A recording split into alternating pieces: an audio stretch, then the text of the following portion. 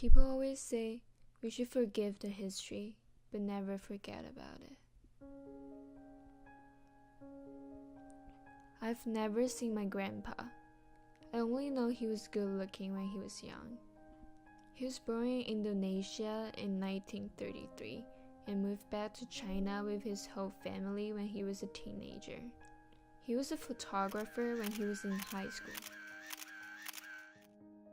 He also founded a patriotic organization in his school, helping those Chinese people who lived in Indonesia because those people were treated badly by the government of Indonesia at that time.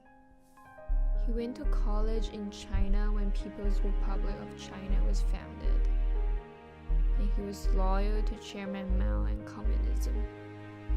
He studied oil refining furnace design in China University of Petroleum, and there he met this woman, my grandma.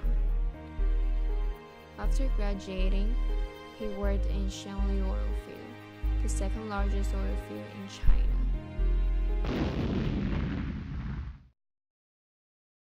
The oil field exploded during Cultural Revolution. Chairman Mao, coming from a rural family, was afraid that the well-educated people would interfere with his authority. As a result, he led the Red Guard, a group of young students, to investigate, arrest, torture, and persecute those well-educated people. When the government started to investigate the oil field explosion, they could not find the real cause. Then, they convicted the designer of the oil refinery, my grandpa. The Red Guards soon arrested my grandpa, and 1 year later, they claimed that my grandpa committed suicide. But we don't know if that is the truth until today. 10 years after they asserted that my grandpa caused the explosion, the government eventually exonerated my grandpa. But he's not in this world anymore.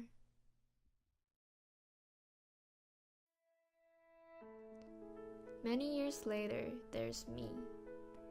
I wish I could have my grandpa's double eyelid. I live in a world where I use this camera and my grandpa used this. My photos have colors and my grandpa's do not. When I was 14, I moved from China to the United States.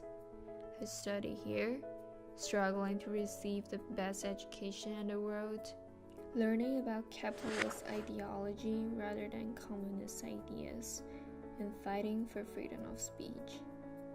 And now, the president of China is Xi Jinping, who fights against government corruption. I think this world is getting better and better and better. And after all this, PetroChina company today is still employing my grandpa's design.